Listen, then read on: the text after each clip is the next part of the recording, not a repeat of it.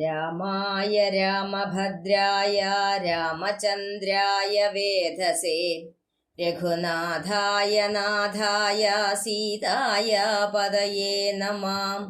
യത്ര യത്ര രഘുനാഥകീർത്തനം തത്ര തത്ര കൃതമസ്തകഞ്ജലിം ബാഷ്പവാരി പരിപൂർണലോചനം മാരുതിം നമത രാക്ഷസാന്തകം. സദാശിവസമാരംഭാം ശങ്കരാചാര്യമധ്യമാം അസ്മദാചാര്യപര്യന്താം വന്ദേ ഗുരുപരമ്പരാം.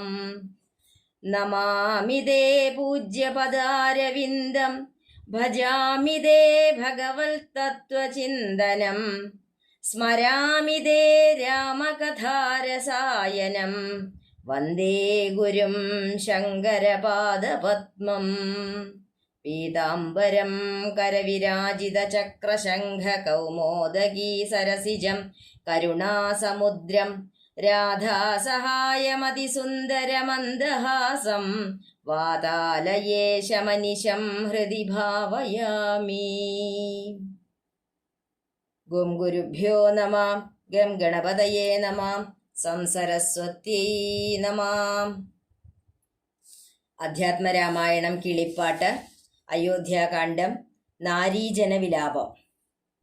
ദുഃഖിച്ചു രാജനാരീജനവും പുനരൊക്കെ വാവിട്ടു കരഞ്ഞു തുടങ്ങിനാർ. വക്ഷസി താടിച്ചു കേഴുന്ന ഘോഷങ്ങൾ തൽക്ഷണം കേട്ടു വസിഷ്ഠ മുനീന്ദ്രനും. മന്ത്രികളോടു മുഴറി സസംഭ്രമം അന്തഃപുരമകം പുക്കരുളി ചെയ്തു.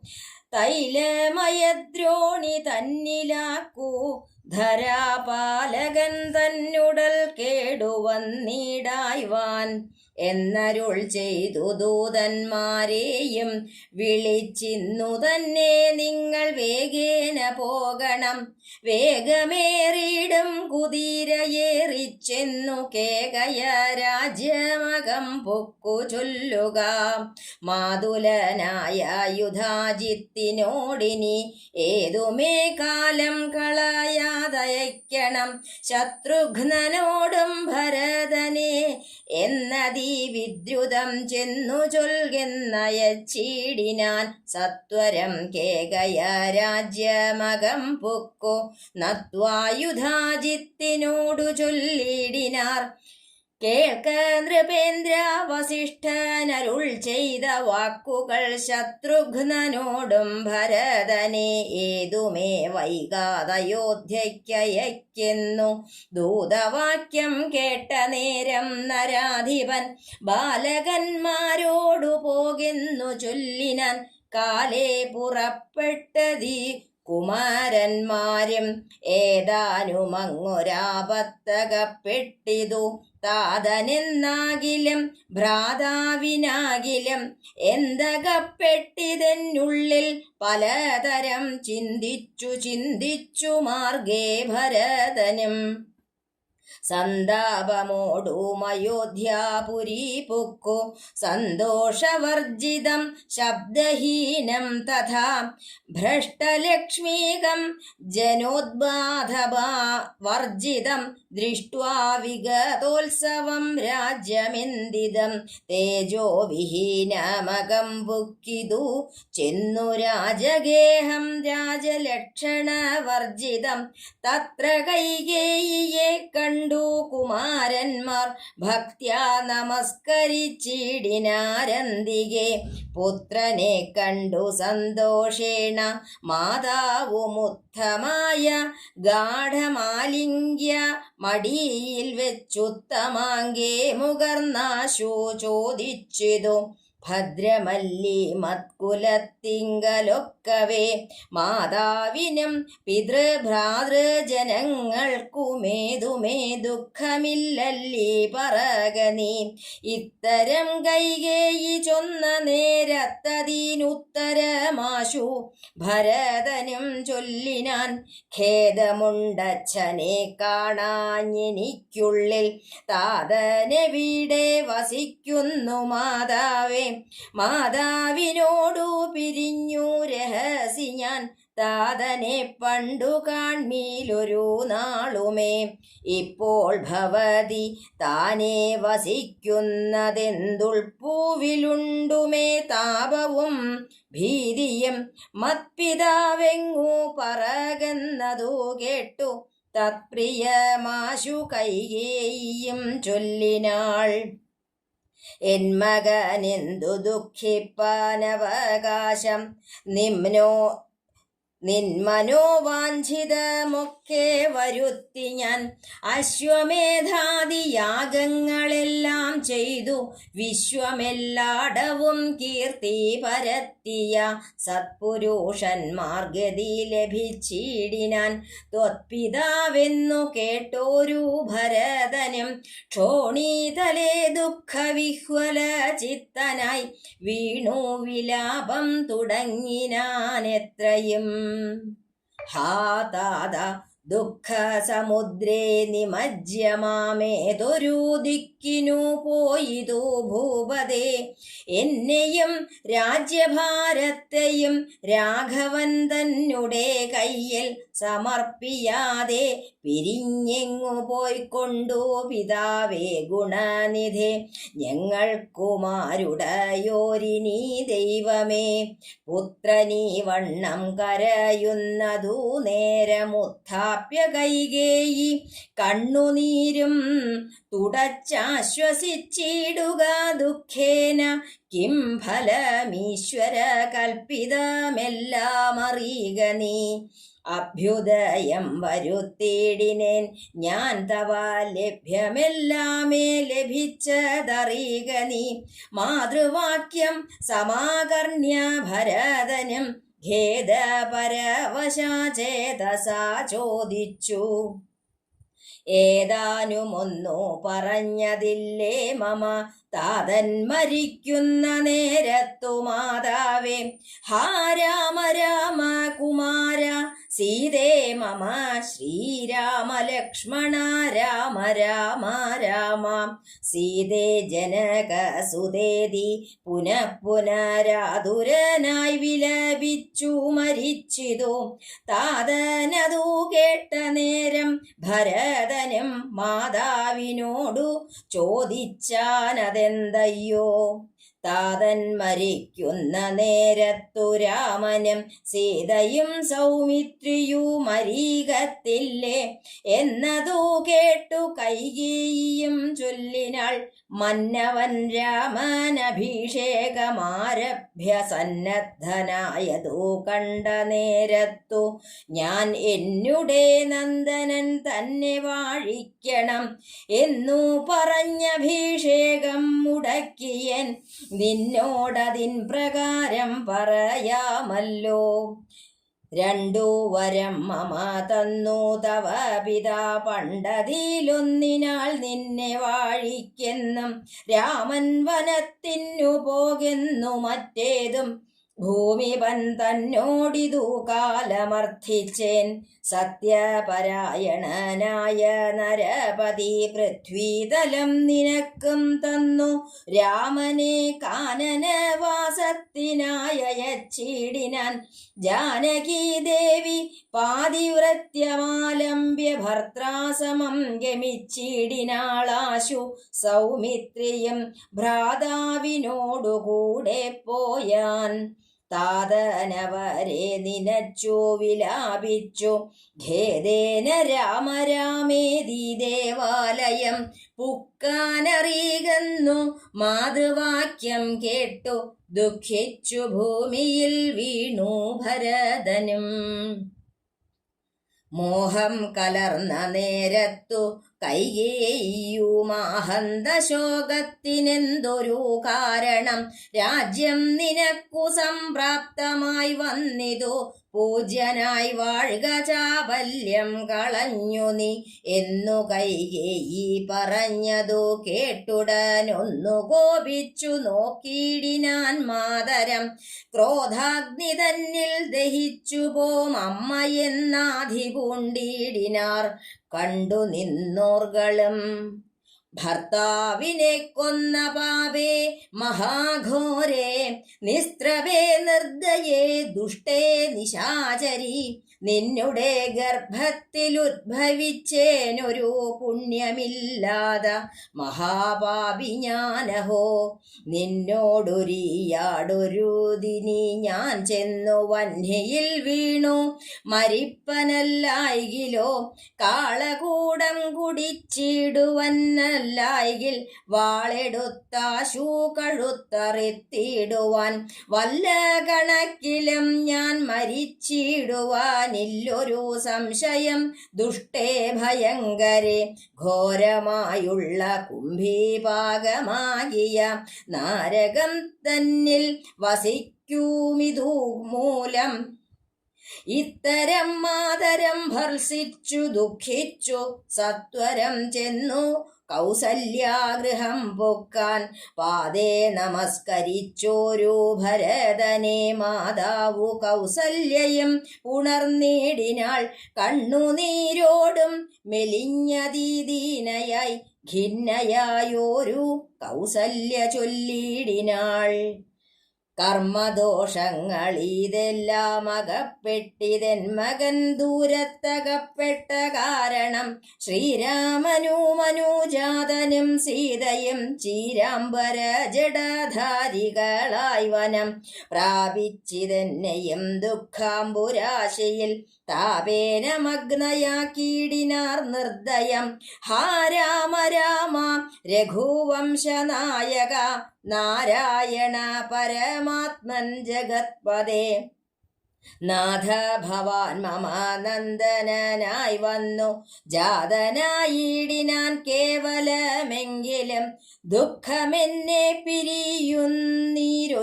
ഒരിക്കലും ഉൾക്കാമ്പിലോർത്താൽ വിധിബലമാം തുലോം ഇത്തം കരയുന്ന മാതാവു തന്നെയും നത്വാ ഭരതനും ദുഃഖേന ചൊല്ലിനാൻ ആതുരമാനസായതു കൊണ്ടു മാതാവു ഞാൻ പറയുന്നതു കേൾക്കണം രാഘവ രാജ്യാഭിഷേകം മുടക്കിയാൽ കൈകേയിയാകിയ മാതാവു മാതാവേ ഞാനറിഞ്ഞിട്ടില്ല രാഘവൻ തന്നാണെ ഞാനറിഞ്ഞത്രേയതെങ്കിലോ മാതാവേ ബ്രഹ്മഹത്യാശാതജാതമാം പാവവും അമ്മേ ഭുജിക്കുന്നതുണ്ടു ഞാൻ നിർണയം ബ്രഹ്മാത്മജനാം വസിഷ്ഠ മുനിയേയും ധർമ്മധാരങ്ങളരുന്ധതി തന്നെയും ഖഡ്ഗേന നിഗ്രഹിച്ചാലുള്ള പാപവും ഒക്കെ അനുഭവിച്ചിടുന്നതുണ്ടു ഞാൻ ഇങ്ങനെ നാനാശപഥങ്ങളും ചെയ്തു തിങ്ങിന ദുഃഖം കലർന്നു ഭരതനും കേഴുന്ന നേരം ജനനിയും ചൊല്ലിനാൾ ദോഷം നിനക്കേതുമില്ലെന്നറിഞ്ഞു ഞാൻ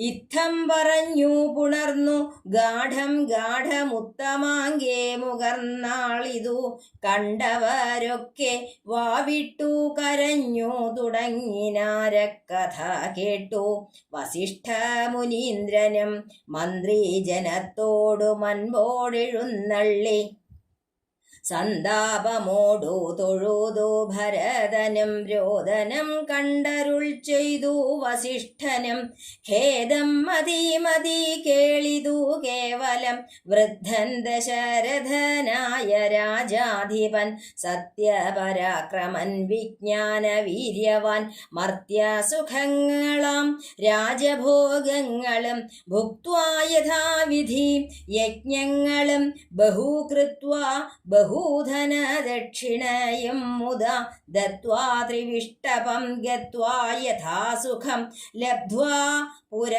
പുരന്ദരാർദ്ധാസനം ദുർലഭം വൃത്രാരിമുഖ്യ ത്രിദശൗഘവന്ദ്യനായ ആനന്ദത്തോടിരിക്കുന്നതീനെന്തു നീ ആനനം താഴ്ത്തി നേത്രാംബു തൂകിയിടുന്നു ശുദ്ധനാത്മാ ജന്മനാശാദിവർജിതൻ നിത്യൻ നിരൂപമൻ അവ്യയൻ അദ്വയൻ സത്യസ്വരൂപൻ സകല ജഗന്മയൻ മൃത്യുജന്മാദിഹീനൻ ജഗത്കാരണൻ ദേഹമത്യർത്ഥം ജഡം ക്ഷണഭംഗുരം മോഹൈക കാരണം മുക്തി വിരോധകം ശുദ്ധിവിഹീനം പവിത്രമില്ലാട്ടുമേ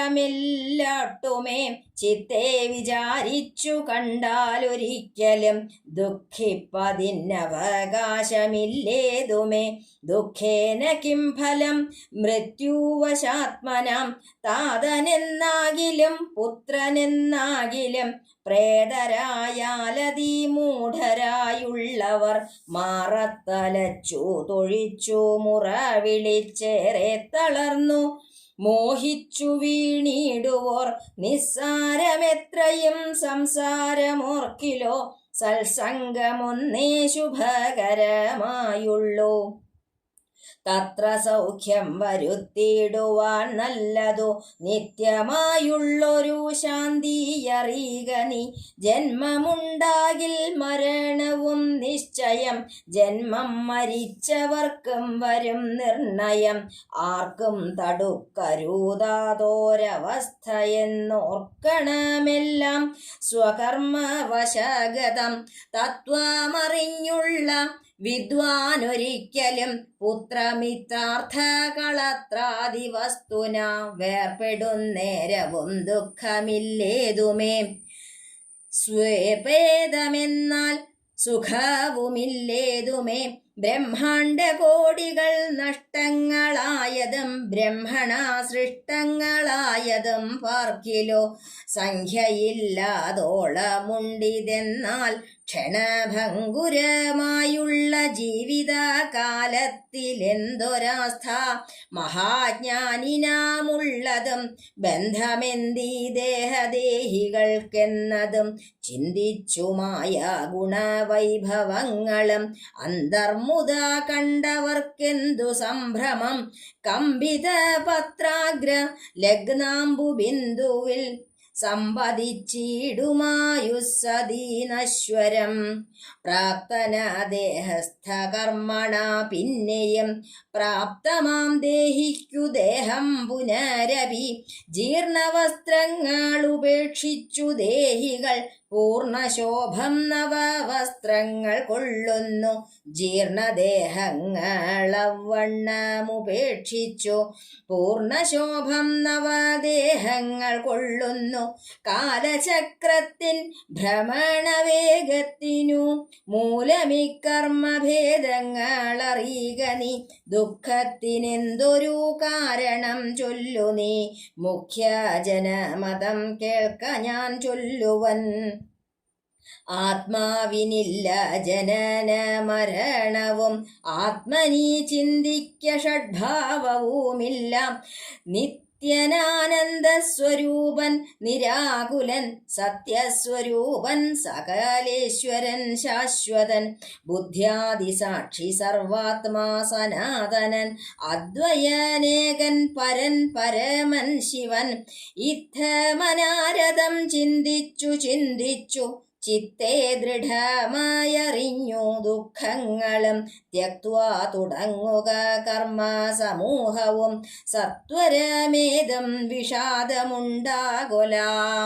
ജാനകീകാന്തസ്മരണം ജയ ജയ രാമ രാമ വീരാഞ്ജനേയ സ്വാമിക്ക് ജയ്. അധ്യാത്മരാമായണം കിളിപ്പാട്ടിലൂടെയാണ് നമ്മൾ സഞ്ചരിച്ചു കൊണ്ടിരിക്കുന്നത്.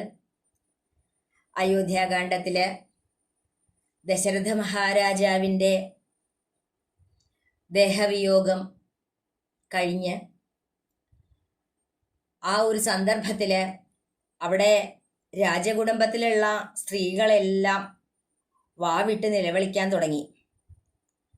ഇതെല്ലാം കേട്ട് എന്താണ് അവിടെ ഇങ്ങനൊരു കോലാഹലം എന്ന് അറിയാനായിട്ട് വസിഷ്ഠ മഹർഷി മന്ത്രിമാരോടുകൂടി അവിടെ എത്തി. അന്തഃപുരത്തില് രാജാവിൻ്റെ ശരീരം കേടുവരാണ്ടിരിക്കാനായിട്ട് അവിടെയുള്ളവരോട് പറഞ്ഞു, എണ്ണത്തോണിയിലേക്ക് മാറ്റണം മഹാരാജാവിൻ്റെ ശരീരം, അത് കേടുവരാൻ പാടില്ല. കാരണം അവിടെ മക്കളാരും ഇല്ല.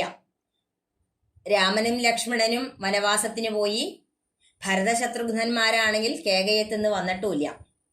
അതുകൊണ്ട് അവർ വരുന്നത് വരെ, ഭരതശത്രുഘ്നന്മാർ വരുന്നത് വരെ എണ്ണത്തോണിയിലേക്ക് മാറ്റൂ എന്ന് പറഞ്ഞതനുസരിച്ച് രാജാവിൻ്റെ ആ ഒരു ദേഹം എണ്ണത്തോണിയിലേക്കാക്കി വേഗം ദൂതന്മാരെ പറഞ്ഞയച്ചിട്ട് കേകയ രാജ്യത്തിലേക്ക് പറഞ്ഞയച്ചിട്ട് പറഞ്ഞു, യുധാജിത്തിനോട് എത്രയും പെട്ടെന്ന് ഭരതശത്രുഘ്നന്മാരെ ഇവിടേക്ക് എത്തിക്കാൻ പറയൂ.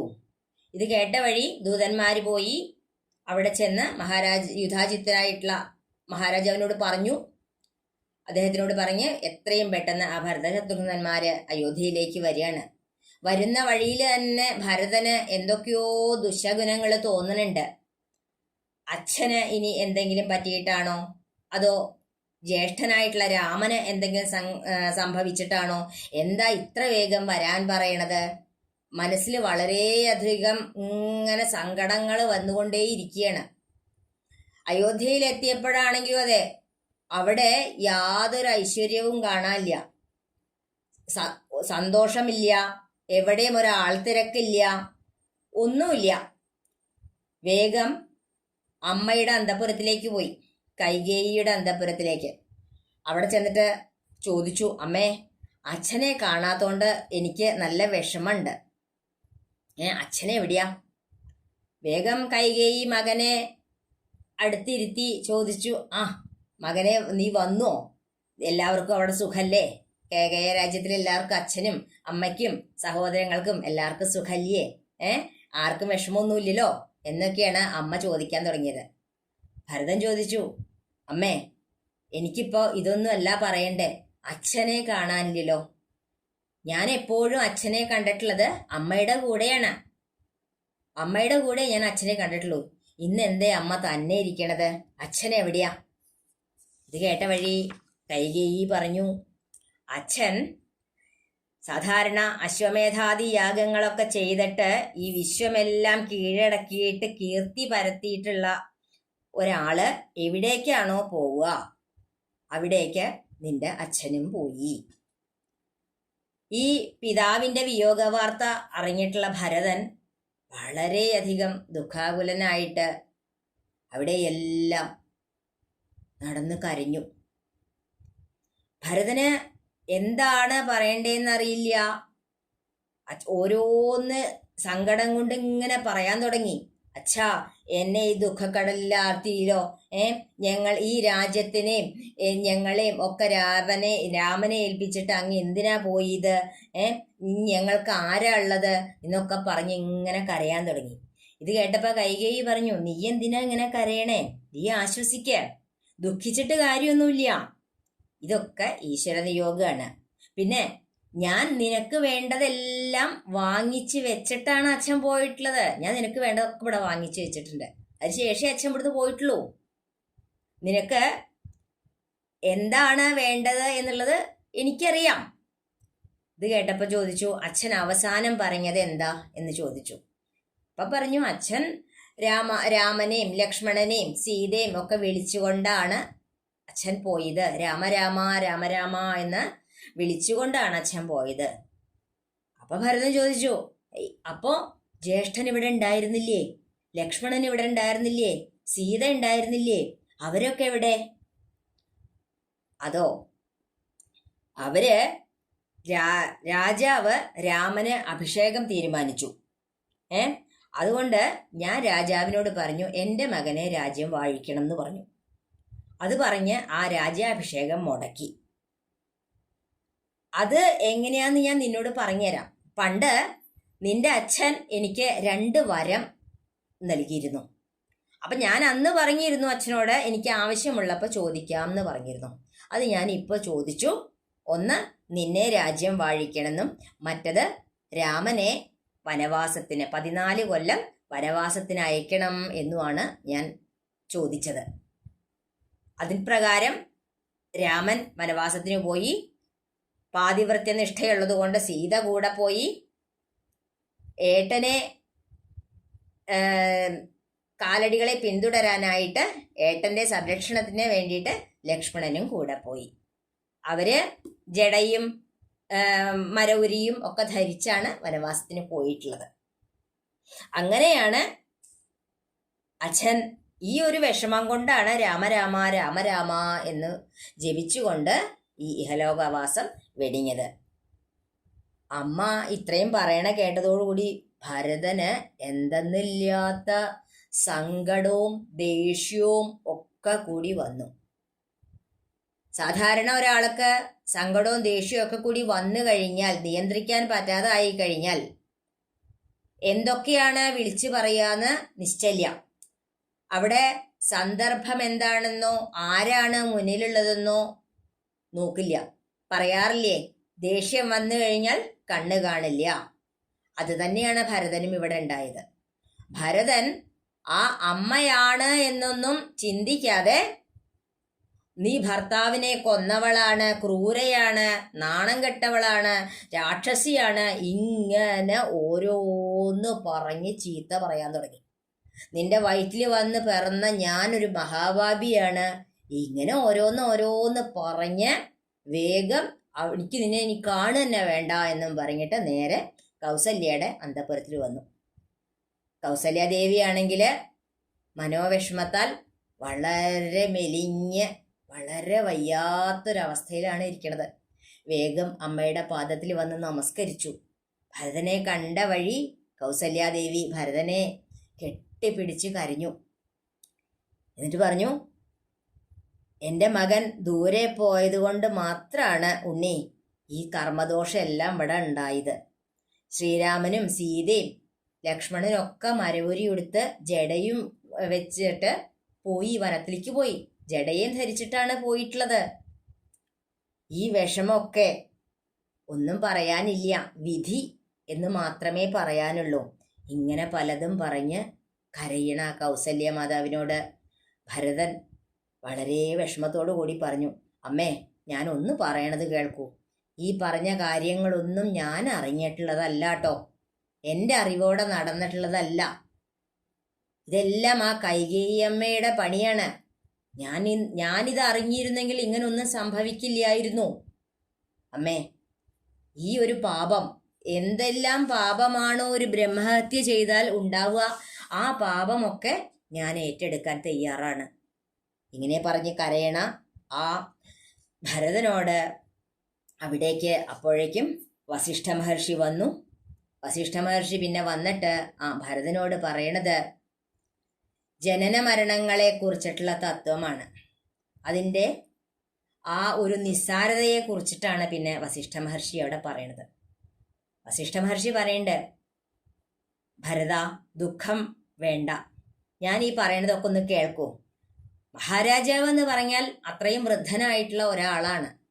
അദ്ദേഹം ഈ ലോകത്ത് അനുഭവിക്കേണ്ടതെല്ലാം അനുഭവിച്ചിട്ടുള്ള ആളാണ്.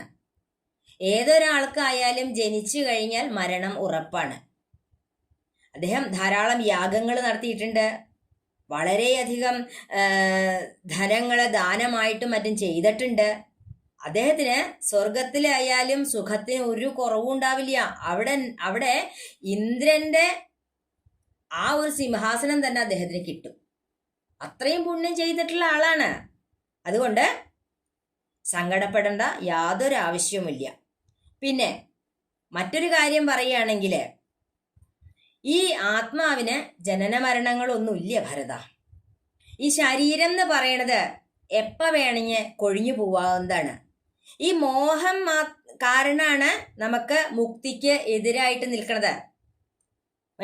അതുകൊണ്ട് ഈ ദേഹം ഒട്ടും പവിത്രമല്ല. ആലോചിച്ച് നോക്കിയാൽ ദുഃഖിക്കേണ്ട യാതൊരു ആവശ്യവുമില്ല. ഈ അച്ഛനോ മകനോ മരിക്കുമ്പോൾ ഇങ്ങനെ മാറത്തടിച്ചൊക്കെ നൊലോളിക്കുന്നവർക്ക് മൂഢത്വം മാത്രമേ ഉള്ളൂ.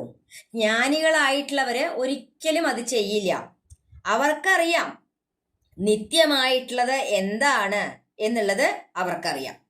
ജനിച്ചാൽ മരിക്കും എന്നുള്ളത് നിശ്ചയമാണ്. മരിച്ചവരൊക്കെ തീർച്ചയായിട്ടും ജനിക്കുകയും ചെയ്യും.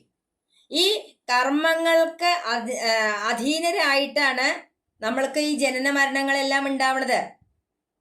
ഈ പുത്രന്മാരെ, മിത്രങ്ങള്, ഭാര്യ, സമ്പത്ത് തുടങ്ങിയൊക്കെ വേർപെടുന്ന നേരത്ത് തത്വം അറിഞ്ഞിട്ടുള്ള ഒരാള് ദുഃഖിക്കില്ല. എന്നാൽ ഇത് ഉണ്ടാവുമ്പോഴും അവർക്ക് സന്തോഷവും ഉണ്ടാവില്ല. കാരണം എന്താ? ഈ കോടിക്കണക്കിന് ബ്രഹ്മാണ്ടങ്ങള് ബ്രഹ്മാവിനാൽ സൃഷ്ടിക്കപ്പെട്ടിട്ടുള്ളതും നശിച്ചതും ചിന്തിച്ചാൽ ഇതെല്ലാം ഒരു നിമിഷത്തേക്ക് മാത്രമുള്ളതാണ് എന്ന് മനസ്സിലാവും. ഈ ദേഹത്തിനും ആത്മാവിനും തമ്മിലുള്ള ബന്ധം എന്തെന്ന് ചിന്തിക്കുമ്പോൾ മായയുടെ വൈഭവവും ഗുണങ്ങളും കണ്ടറിയുന്നവർക്ക് ഇതൊന്നും അവനെ ബാധിക്കുകയില്ല. ഈ ഇളകിക്കൊണ്ടിരിക്കുന്ന ഒരു ഇലയുടെ തുമ്പില് പറ്റി നിൽക്കണ ഒരു ജലത്തുള്ളി പോലെയുള്ളൂ ഭരത ഈ ആയുസ് എന്ന് പറയുന്നത്.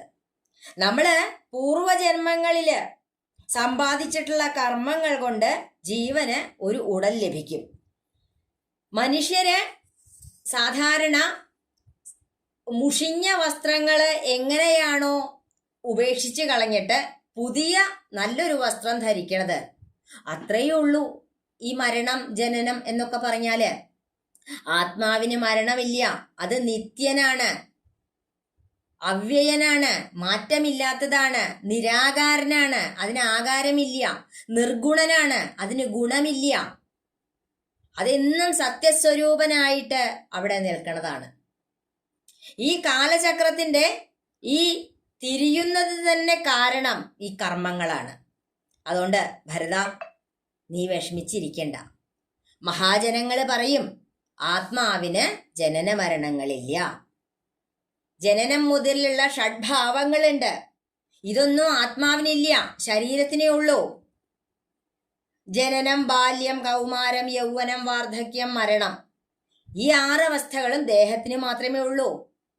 ആനന്ദസ്വരൂപനായിട്ടുള്ള ആ സത്യത്തിന് ഇതൊന്നുമില്ല എന്ന് നീ അറിയണം. അതുകൊണ്ട് നീ ഈ ദുഃഖമൊക്കെ വേണ്ടാന്ന് വെച്ചിട്ട് അവിടുന്ന് എഴുന്നേൽക്ക്. എന്നിട്ട് ഇനി അച്ഛന് വേണ്ടുന്ന കാര്യങ്ങളെ എന്തെല്ലാമാണോ അടുത്തത് ചെയ്യേണ്ടത് അതിനെല്ലാമായിട്ട് നീ പുറപ്പെട് എന്ന് പറഞ്ഞുകൊണ്ട് വസിഷ്ഠ മഹർഷി ആ ഭരതനെ ആശ്വസിപ്പിച്ച് പിന്നീടുള്ള സംസ്കാര കർമാദികൾക്കായിട്ട് പുറപ്പെടുന്നതാണ്. അത് അടുത്തൊരവസരത്തിലാവാം. ജാനകീകാന്തസ്മരണം ജയ ജയ രാമ രാമ. വീരാഞ്ജനേയ സ്വാമിക്ക് ജയ്. സർവത്ര ഗോവിന്ദ നാമ സങ്കീർത്തനം. ഗോവിന്ദ ഗോവിന്ദ. ജയ് ഗുരുജി.